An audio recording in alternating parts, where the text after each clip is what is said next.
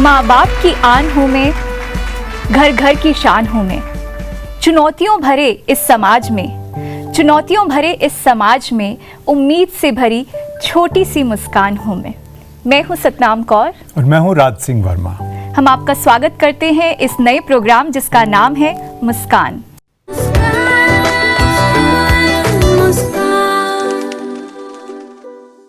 तो चलिए आज के प्रोग्राम की शुरुआत करते हैं और मिलते हैं हमारे कुछ एक्सपर्ट्स, कुछ पैनलिस्ट से। तो हमारे आज के पैनलिस्ट हैं बीके जयंती दीदी, मिसेस लीना महिंद्रे और बीके रितु ठक्कर जी, मिसेस भारती नायक। आप सोच रहे होंगे मुस्कान, जी हाँ, मुस्कान अगर एक महिला के चेहरे पे रहती है तो पूरा परिवार खुश रहता है। अगर पूरा परिवार खुश रहता है तो समाज खुश रहता है, और अगर समाज खुश रहेगा, देश खुश रहेगा, देश खुश रहेगा तो विश्व खुश रहेगा। बिल्कुल सही राज। लेकिन यहाँ पर हम जो मुस्कान की बात कर रहे हैं वो चेहरे की मुस्कान के साथ साथ वो मुस्कान है जो दिल से निकलती है। जब हम महिलाओं की बात करते हैं तो महिलाएं हर क्षेत्र में अपना रोल अदा कर रही हैं। जब वो घर पे होती है तो एक माँ होती है, गृहिणी होती है, बहन होती है, पत्नी होती है, और यही औरत जब समाज में निकलती है तो एक बॉस, एक वॉरियर और एक रोल मॉडल की तरह उतरती है। ये सब रोल निभाते हुए हमारी नारियों को बहुत सारी चुनौतियों और बहुत सारी कठिनाइयों का सामना करना पड़ता है। तो आज हम इस प्रोग्राम के जरिए उन सभी प्रॉब्लम और चुनौतियों के सॉल्यूशंस लेकर आए हैं। नारी का दर्जा हर काल में एक जैसा नहीं रहा है। यदि हम ऋग्वेद को पढ़ें तो उसमें कई सारे श्लोकों की रचना स्त्रियों द्वारा ही की गई है। रामायण में रानी कौशल्या को मंत्र वेद कहा गया है। मंत्र वेद अर्थात जिसे वेदों में लिखित मंत्रों का संपूर्ण ज्ञान हो। शास्त्रों में यह दर्शाया गया है कि वैदिक काल में लड़कियों की शादी 17-18 साल में होती थी। कुछ महिलाओं को ब्रह्मवादिनी के नाम से भी संबोधित किया जाता था। ब्रह्मवादिनी अर्थात ब्रह्म विद्या की ज्ञाता, जो अपना अधिकतम समय एवं प्राथमिकता शिक्षा को ही देती थी और विवाह करने या ना करने का निर्णय भी स्वयं ही करती थी। इसका मिसाल वेदवती है, जो आजीवन कुंवारी रही और अपना सारा जीवन ज्ञान और शिक्षा अर्जित करने में ही व्यतीत किया। इसका एक और उदाहरण आप स्वयंवर प्रथा से भी ले सकते हैं, जिसमें स्त्री को अपना वर स्वयं चुनने का अधिकार तक प्राप्त था। बृहदरण्यक उपनिषद में भी एक प्रसंग है जिसमें राजा जनक के दरबार में गार्गी वाचकवि और ऋषि याज्ञवल्क्य के बीच में एक शास्त्रार्थ हुआ दिखाया गया है, जिसमें गार्गी ने अपने अगाध ब्रह्म ज्ञान का लोहा मनवाया था। राजतारंगिनी में भी यह दर्शाया गया है कि महिलाएं भी सल्तनत की अच्छी शासक एवं योद्धा रही हैं। उदाहरण के तौर पर आंध्र प्रदेश राजवंश में नयानिका उनकी रानी थी। महिला देवी और अक्का देवी भी चालुक्य राजवंश की रानियां रही हैं। प्राचीन भारत में आदि वैदिक काल में महिलाओं को पुरुषों के समान अधिकार प्राप्त थे। आज भी ऐसे साक्ष्य मिलते हैं जो ये बताते हैं कि सिंधु घाटी सभ्यता के दौरान भी देवियों की पूजा की जाती थी। गृह लक्ष्मी का सम्मान किया जाता था। यहां तक कि धार्मिक अनुष्ठानों में भी स्त्रियों के ओहदे को सम्मान दिया जाता था। हालांकि वैदिक काल के आखिरी दौर में महिलाओं की राजनैतिक और सामाजिक स्वतंत्रता पर बंधन डाले गए। इसी काल में सती प्रथा शुरू हुई। मध्यकालीन भारत में समाज में महिलाओं के स्तर में और भी गिरावट आई और उन्हें कई सामाजिक बुराइयों का सामना करना पड़ा, जैसे बाल विवाह, सती प्रथा, कन्या भ्रूण हत्या और गुलामी। उस काल में ऐसी कोई व्यवस्था ही नहीं थी जिसमें कन्याओं के लिए अलग विद्यालयों का चलन हो। यह चलन तो ब्रिटिश काल में शुरू हुआ। ईसाई मिशनरीज ने सन 1819 में पहला school Calcutta female juvenile society के नाम से खोला। सन 1882 में भारतीय शिक्षा आयोग ने कन्याओं के लिए प्राथमिक विद्यालयों के निर्माण का सुझाव दिया। शिक्षक प्रशिक्षण संस्थान ने भी कन्याओं के लिए विशेष छात्रवृत्ति और पुरस्कारों के सुझाव दिए। सावित्रीबाई फुले ने भी कन्याओं की शिक्षा हेतु कई बड़े कदम उठाए। 1880 में महिलाओं ने विश्वविद्यालय में भी कदम रखा। भारत सरकार ने भी सामाजिक बुराइयों को खत्म करने के लिए कड़े कदम उठाए। परिणाम स्वरूप सती प्रथा को 1829 में खत्म कर दिया गया। 9 अक्टूबर 1947 को मद्रास देवदासी प्रणाली का एक कानून पारित किया गया, जिसमें देवदासी को विवाह करने का कानूनन अधिकार दिया गया और महिलाओं को मंदिरों में समर्पित करने को गैर कानूनी घोषित किया गया। इस प्रकार समय प्रति समय स्त्रियों के लिए कानून बनते और बदलते रहे, जिसके प्रभाव और परिणाम आज तक भी समाज में देखने को मिलते रहते हैं। वर्तमान समय महिलाएं हर क्षेत्र में आगे हैं, जैसे शिक्षा, स्वास्थ्य, विज्ञान, व्यवसाय, कला जगत, खेलकूद आदि अन्य कई क्षेत्रों में आज की नारी सक्रिय है।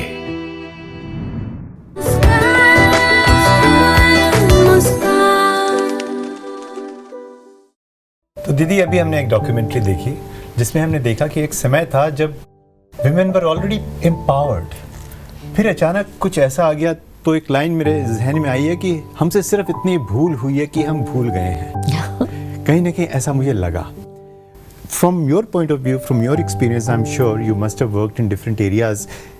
क्या हो सकता है? How exactly we can change this mentality and this mental block and any other issue which you have faced? You can also enlighten us on that.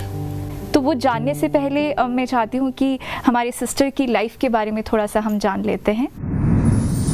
Brahma Kumari sister जयंती, आप यूरोप में स्थित ब्रह्मा कुमारी केंद्र की डायरेक्टर हैं।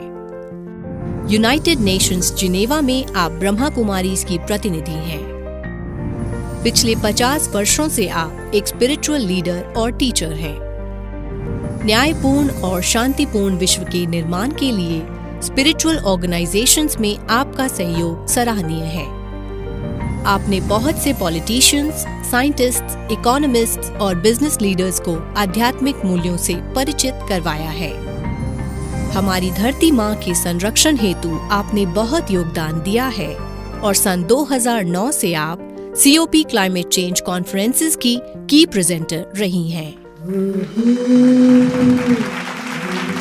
मैं ये सोचती हूँ कि जब आध्यात्मिकता की जागृति होती तो हाँ, माताओं के लिए, बहनों के लिए तो ये बहुत ही आवश्यक है। परंतु मैं समझती हूँ सारे समाज के लिए भी ज़रूरी है, क्योंकि केवल बहनों के लिए आध्यात्मिकता की बात नहीं आती, परंतु भाइयों के लिए भी। तो मुझे लगता है कि अब जहाँ पर हम पहुँचे हैं विश्व के हिसाब से, विश्व भर में स्पिरिचुअलिटी की बहुत ही आवश्यकता है। परंतु साथ साथ मुझे ये भी नज़र आता है कि कोविड के समय कई लोगों को यही ध्यान पर आया था कि आध्यात्मिकता के तरफ हमें कुछ ध्यान देना चाहिए, क्योंकि वो देखते थे कि बाहर कहाँ नहीं जा सकते, जो कुछ नॉर्मल सिस्टम था जीवन का वो अभी नहीं चालू है।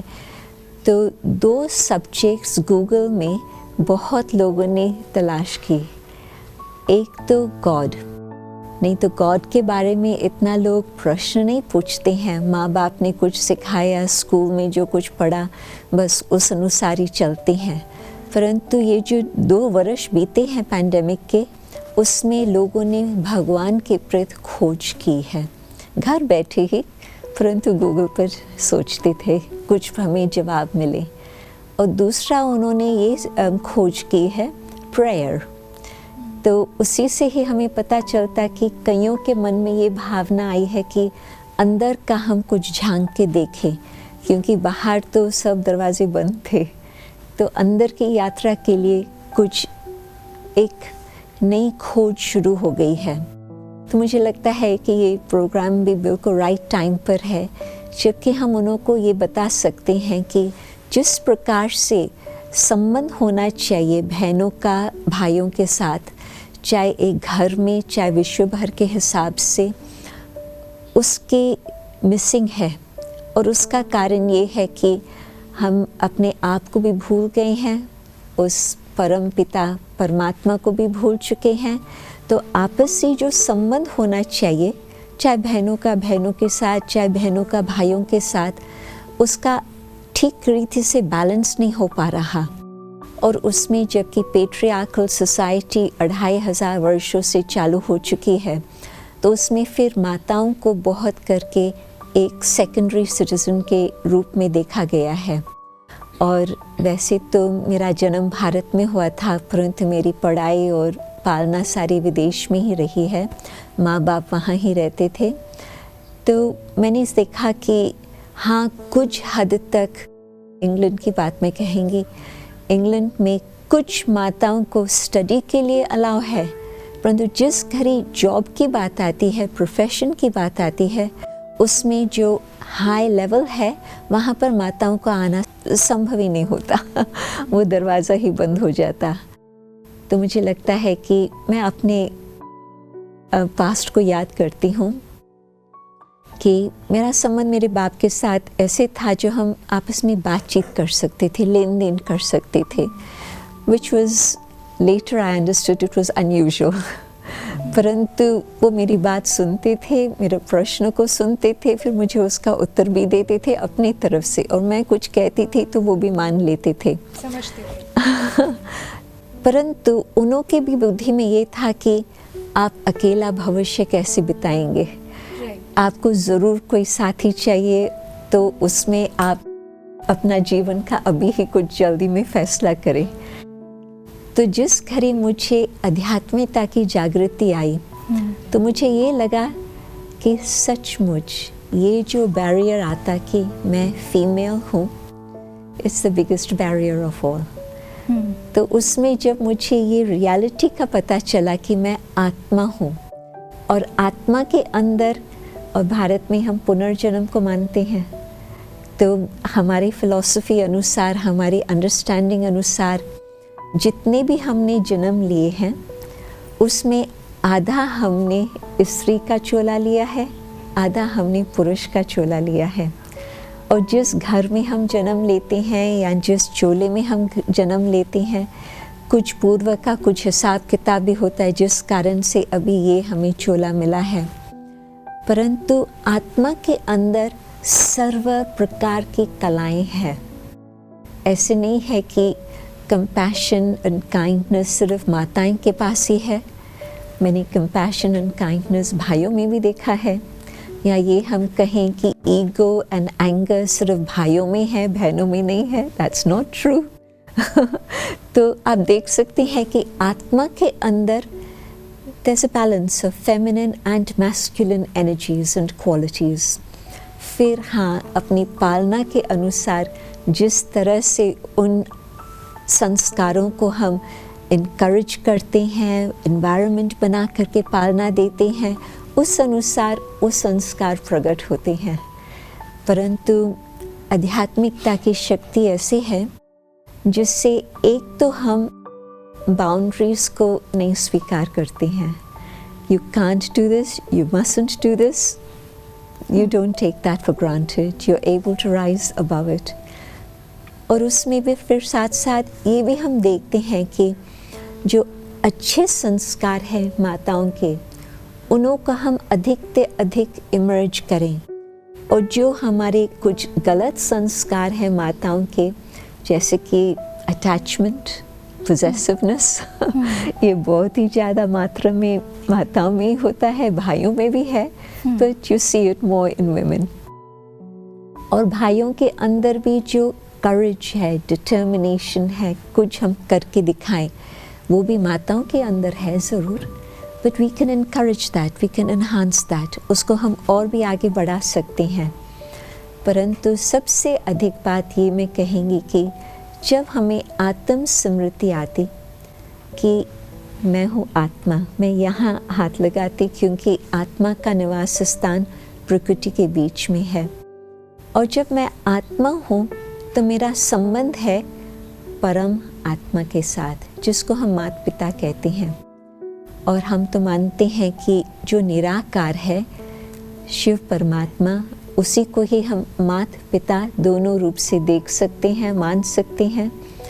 तो जब हम आत्मा परमात्मा को याद करते हैं, परमात्मा सर्वशक्तिवान के द्वारा जो हमें शक्ति प्राप्त होती है, उसी का ही नाम आता है शिव शक्ति। तो भारत के अंदर जो शिव शक्तियों की इतनी महिमा है, इतना पूजन है, इतना गायन है, तो मुझे लगता है कि जब मैं आत्मा परमात्मा शिव परमात्मा से योग लगाती हूँ, उससे जो मुझे शक्ति मिलती है, उस शक्ति के द्वारा पहले तो मुझे अपने आप में जो मैं चाहती हूँ परिवर्तन करना, वो मैं परिवर्तन कर सकती हूँ जी। और फिर साथ ही साथ जैसे मेरे अंदर पॉजिटिव ट्रांसफॉर्मेशन होता जाता है, तो वो जो मेरे घर वाले हैं वो देखते हैं। तो हर प्रकार की सिचुएशन में आत्मा को चाहिए आंतरिक शक्ति, ताकि कभी सहन करना होता, कभी कुछ एडजस्ट करना होता, कभी कहाँ पर मुझे कुछ निर्णय करना होता, कहाँ कुछ परख शक्ति चाहिए। अनेक प्रकार की शक्तियाँ हैं, परंतु जैसे हम परमात्मा को याद करते हैं, वो शक्तियाँ जैसे हमारे अंदर प्रकट होती जाती है, तो वो हमारे जीवन में बहुत सुंदर उसका रूप नज़र आता। तो आपके परिवार में वो देखे कि आपको अभी चिंता नहीं है, आप चिंता मुक्त हो गए, आप सदा मुस्कुराते रहे, तो कितना ना फर्क पड़ जाए। शक्ति ऑलरेडी है अंदर जो स्ट्रेंथन हो रही है। मैं तो स्ट्रांग हो रही हूँ, मैं शक्तिशाली हो रही हूँ, लेकिन फिर भी मुझे जिन लोगों के साथ रहना है, जो समाज में रहना है, उनकी सोच क्या इससे बदलेगी। और इसी से रिलेटेड हमने कुछ पब्लिक ओपिनियंस लिए हैं, तो लेट्स सी कि हमारी पब्लिक इस बारे में क्या कहती है।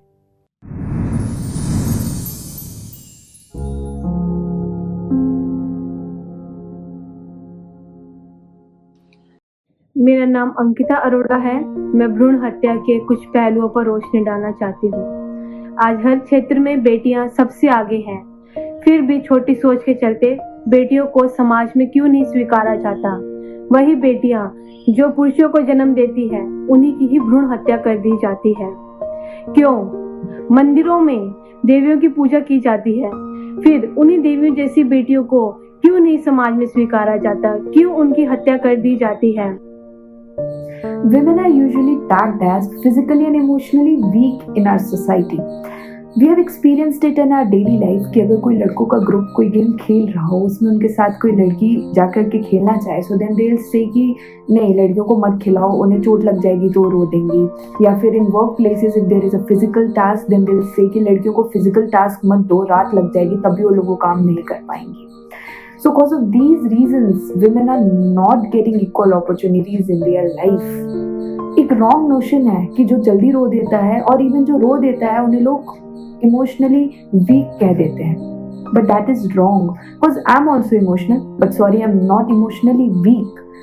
Then if this is the case, anger is also an emotion. अगर कोई जल्दी गुस्सा हो जा रहा है then they are also emotionally weak, but these all are just word games. So इससे अपने लाइफ में किसी भी लड़की को डिप्रेस नहीं होना चाहिए, उन्हें अपने आप को एंटी सोशल नहीं बना देना चाहिए, because I believe women can do each and every task that men can do or even better. Hello, myself Pranjal Saleja. I'm pursuing CS. I want to share an incident that happened in my own community. My aunt already had 2 daughters. The time when she was about to deliver a 3rd baby, the community already expected that it would be a baby son. But when the baby was born, it was a baby girl. So they suggested my aunt that she should go for a 4th chance for a baby son. But that time my aunt told them that she will treat all her 3 daughters equally as son. So through this incident, I want to state that why still society taking girls as a liability? They are the asset. Even they can do what a boy can't. जैसे कि अभी हमने bite भी देखी, उसमें उन्होंने कहा कि सशक्तिकरण की ज़रूरत नहीं है। आप भी कह रहे हैं कि शक्ति ऑलरेडी है अंदर जो स्ट्रेंथन हो रही है। तो हम मेडिटेट कर रहे हैं, स्पिरिचुअली अपने आप को स्ट्रेंथन भी कर रहे हैं, पर इससे समाज की सोच में क्या बदलाव आ रहा है। तो लीना मैम, मेरा सवाल आपसे है यहाँ पे। आप भी एक पुरुष प्रधान क्षेत्र में आपने काम किया है और एक अच्छे ओहदे पे काम किया है, तो प्रैक्टिकली अगर हम आपसे पूछे तो कैसे स्पिरिचुअलिटी ने आपको हेल्प किया आपकी प्रोफेशनल लाइफ में? इनका जवाब जानने से पहले हम जानते हैं मिसेस लीना मेहंदले जी के कंट्रीब्यूशंस एंड अचीवमेंट्स। पूर्व आईएएस ऑफिसर और समाज सुधारक लेना मेहंदले प्राकृतिक चिकित्सकों के एक राष्ट्रव्यापी नेटवर्क NIN यानी कि नेशनल इंस्टीट्यूट ऑफ नेचुरोपैथी की पहली निर्देशिका रही हैं, जहां उन्होंने हेल्थ डिपार्टमेंट के लिए नेचुरोपैथी पर कई पॉलिसी पेपर्स तैयार किए। आपने पानी, मिट्टी, सूर्य और उपवास चिकित्सा पर जिंगल्स और लघु फिल्मों का भी निर्माण कर उन्हें टीवी व रेडियो के माध्यम से प्रस्तुत किया है। आप current affairs, administration, education, popular science तथा बाल साहित्य पर लिखती हैं। आपने अभी तक लगभग 300 आर्टिकल्स और 15 किताबें लिखी हैं। सन 2003 में आपको Hindi service award of IFFCO भी दिया गया। देखिए क्या होता है कि जब हम किसी प्रोफेशनल लाइफ में जाते हैं, चाहे वो मेरी तो एडमिनिस्ट्रेटिव सर्विस रही, लेकिन चाहे वो एडमिनिस्ट्रेटिव सर्विस हो या कोई भी दूसरी छोटी मोटी भी आप अगर सर्विस ले लें, हमेशा प्रोफेशनल लाइफ में ये हो जाता है कि आपके सामने ऐसी समस्याएं, व्यावहारिक जीवन की सारी समस्याएं आपके सामने आती रहती हैं, उसी को व्यवहार कहते हैं, है ना। तो जब समस्या आती है तो आपको उसका समाधान खोजने की आवश्यकता पड़ती है, और समाधान खोजने में जितना आपको आपकी बुद्धि की तार्किकता, लॉजिकल उसका एनालिसिस, या हम कहें कि बुद्धि प्रामाण्य हम शब्द का प्रयोग करते हैं, इस सिचुएशन में राइट क्या है, रॉन्ग क्या है। लेकिन जहाँ पर विवेक की बात आती है तो विवेक जो है वो स्पिरिचुअलिटी के ही साथ आपको विवेक का दर्शन हो सकता है, या आपकी जो थिंकिंग है वो विवेक पूर्ण हो सकती है। तो समस्याएं तो कई आती हैं, गुस्सा आ गया आपको अचानक, है ना, सिचुएशन सामने ऐसी आई कि आपको बहुत अधिक गुस्सा आ गया, सिचुएशन ऐसी आई कि आप एकदम से घबरा गए, ये तो होता रहेगा, है ना, क्योंकि ये व्यवहार है। लेकिन उसमें आपकी बुद्धि को समग्रता से उसका सॉल्यूशन ढूंढना, और यहाँ पे कई बार मैंने देखा कि केवल बुद्धि सफिशिएंट नहीं है, उसके साथ साथ ये मैं समझती हूँ कि एक मेरे ऊपर शायद ईश्वर की कृपा रही है, जैसे अभी दीदी ने बताया कि पूर्व जन्म के कुछ संस्कार रहे होंगे। तो मेरे घर में भगवद गीता का वातावरण था, तो हम लोग गीता पाठी हैं, यानी प्रत्येक दिन हम भगवद गीता का पाठ करते हैं। तो उस कारण और वारंवार पिताजी से सुनने को मिलता था कि जया जय, है ना, जय पराजय, सुख दुख, आशा निराशा, इन सबको सम करके देखना सीखो। मतलब वो केवल यही कहते थे कि बैलेंसिंग सीखो। तो इसका बहुत बड़ा परिणाम आपके जीवन पर पड़ता है, आपकी सोच पर पड़ता है, और उस सोच के साथ जब आप अपने प्रोफेशनल लाइफ में उतरते हैं तो वहाँ पर जिस विवेक की आपको आवश्यकता होती है, वो विवेक, मुझे कई बार ऐसा लगा कि वो विवेक खुद ब खुद प्रकट हो जाता है आपके सामने। वो जो है वो बुद्धि प्रामाण्य से नहीं आता है, वो स्पिरिचुअलिटी से, आपकी आध्यात्मिक संस्कार क्या हैं, आपकी आध्यात्मिक शक्ति क्या है, और उसको आपने कैसे आगे डेवलप किया है, कैसे आपने उसको बढ़ाया है, और उसके लिए चिंतन की आवश्यकता होती है जी। और एक बात मैं थोड़ी सी और इसमें ऐड करना चाहूँगी कि जब हम स्पिरिचुअलिटी की बात कहते हैं तो स्पिरिचुअलिटी को मैं दो तरह से देखती हूँ। एक वो स्पिरिचुअलिटी जो कि मुझे अपने आप की निज की उन्नति को आगे ले जाने के लिए मुझे जो करना है, लेकिन इसके साथ साथ जो समाज में दुर्बलताएं हैं, जो समाज में दुष्टताएं हैं, कहीं ना कहीं उनका परिमार्जन भी करना आवश्यक है। और मेरी स्पिरिचुअलिटी कहीं ना कहीं समाज को आगे ले जाने की दिशा में उसका थोड़ा बहुत तो कंट्रीब्यूशन होना चाहिए। मैं उस समाज के प्रति उसका रिटर्न क्या कर रही हूँ, तो ये जो कृतज्ञता का भाव है, ये भी मुझे लगता है कि हम तभी सीखते हैं जब हम स्पिरिचुअलिटी को समझते हैं। तो बहुत अच्छा कहा आपने लीना जी, एक बैलेंस स्पिरिचुअलिटी का और प्रैक्टिकल लाइफ का जो आपने बताया उदाहरण के साथ, और एक रियाज जो रहा है बचपन से, अपब्रिंगिंग जो रही, अभ्यास जो रहा है, वो सही समय पे सिचुएशन पे ऑटोमेटिकली विवेक जागृत होकर आपने सही डिसीजन लिया। तो that was a very good point. और इसी पॉइंट के बाद हम चाहेंगे भारती जी, आप अपने अनुभव से हमें कुछ बताएं। आपको पता है आज का टॉपिक है अबाउट विमेन, उनके belief system and what is the need of the hour. तो पहले उनसे हम थोड़ा सा परिचय लेते हैं, उनके बारे में जानते हैं और फिर इस क्वेश्चन के जवाब पे उनसे पूछेंगे कि उनकी क्या राय है। भारती नायक एक लाइफ कोच हैं, जिनका मानना है कि एक बीज भी अपने शेल से खुद को पुश करने के बाद ही अंकुरित होता है। इसी तरह हमें भी जीवन में सफल होने के लिए अपनी सीमाओं को आगे बढ़ाना चाहिए। वो कहती हैं कि एक शब्द जो उनके पूरे जीवन को परिभाषित कर सकता है वो है परिवर्तन। आपने अपने जीवन में कई बदलाव देखे हैं और बहुत संघर्ष किया है। आप एक सर्जन बनना चाहती थी, हालांकि आपको अपना सपना छोड़ना पड़ा क्योंकि 19 साल की उम्र में आपकी शादी हो गई और आपको कॉलेज छोड़ना पड़ा। लेकिन ये रिश्ता लंबा नहीं चला और आपको 24 साल की उम्र में इससे बाहर निकलना पड़ा। आपने खुद को कॉलेज में फिर से नामांकित किया और स्वर्ण पदक के साथ ग्रेजुएशन की पढ़ाई पूरी की। भारती जी कहती हैं कि 7 साल के एजुकेशन गैप के बाद नई पीढ़ी के साथ एडजस्ट करना उनके लिए थोड़ा मुश्किल था, लेकिन उन्होंने कभी हार नहीं मानी।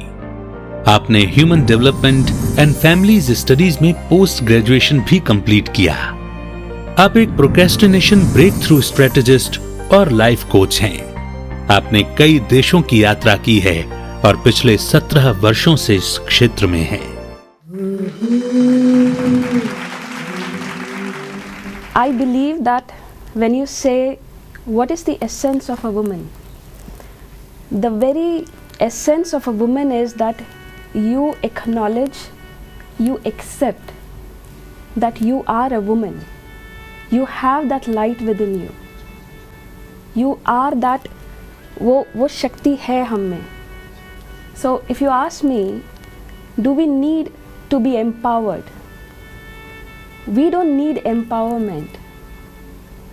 What we need is the awareness. What we need is the acknowledgement. And here I would like to quote my partner, मेरे husband Pratish. So there was a time in my life where I was at the rock bottom. मुझे नहीं पता था कि मुझे life में आगे कैसे बढ़ना है या क्या करना है, एंड चारों तरफ मुझे बस वो डार्कनेस लगती थी. That was a time I went to him और मैंने उनको कहा कि I need your help, I need somebody to hold me. He looked into my eyes and he said, you don't need me, you don't need anybody, you are complete, you have that power, you are empowered. What you need is belief in yourself, what you need is the clarity, what you need is the awareness about yourself. So जब आप अपने अंदर देखते हो, क्या आप अपने अंदर एक लाइट को देखते हो या आपके अंदर एक डार्कनेस दिखती है? So he said, go back to that moment, sit with yourself and search for that light within you. You have that.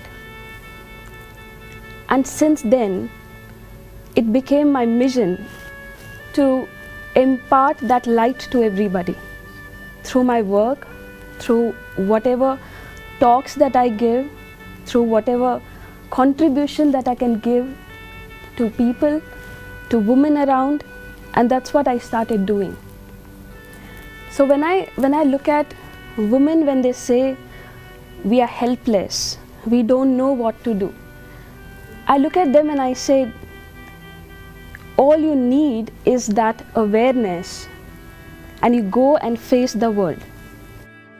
But वो कहते हैं ना, जब हम सारी वो अवेयरनेस और बिलीफ के साथ जब बाहर निकलते हैं, वर्ल्ड को फेस करते हैं, और अगर आपको कहा जाए कि you are not good enough, अगर आपको कहा जाए दैट आप में वो है ही नहीं, you are just a show piece in the house, you are just good for nothing, you are useless, तब आप शायद वो शब्द को बिलीव करना शुरू कर देते हो. आपको ये लगता है कि शायद नहीं है मुझ में ऐसी चीज़ें, और वो जो चैलेंजेस है उसको आप एक्सेप्ट करना शुरू कर देते हो. सो in the entire experience that I've been through, I've done lot of roles, right from being a mother of 2 beautiful daughters, right from being a wife, a daughter, a friend, to directors of a company, being an independent director. So many roles that I've played. So sometimes people ask me, how do you manage this? कैसे करते हो ये? Right. And that's where I say it's not about multitasking, it's not about managing, it's about just being aware that I'm here for a reason. Just being aware that मेरे में वो light है, and when I look outside, I see those lights in some people. And that's what I believe. Right, thank you so much. जब हम सशक्तिकरण की अभी बात कर रहे हैं, शक्ति की बात कर रहे हैं, तो रितु बहन हमारे साथ हैं. आप दोनों चीज़ों को बैलेंस करके चल रही हैं. आप अपने वर्क को भी बैलेंस करती हैं और उसके साथ साथ आध्यात्मिक भी हैं. तो मुझे यही आपसे पूछना है, ये सेम सवाल, कि जब हम सशक्तिकरण की बात करते हैं तो आपके इसमें क्या व्यूज़ है? Let's know more about our spiritual expert BK Ritu Thakkar. Ritu Thakkar, आप 15 साल से राजयोग का अभ्यास कर रही हैं और आप राजयोग टीचर भी हैं.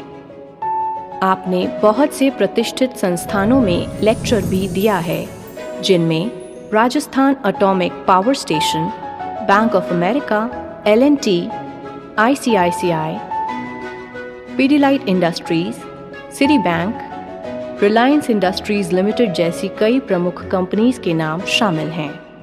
इसके अतिरिक्त आपने border security forces, state police, CISF, CRPF, ITPB और विभिन्न मिलिट्री और पैरामिलिट्री फोर्सेस के लिए बेहतरीन सेशंस भी कंडक्ट कराए हैं.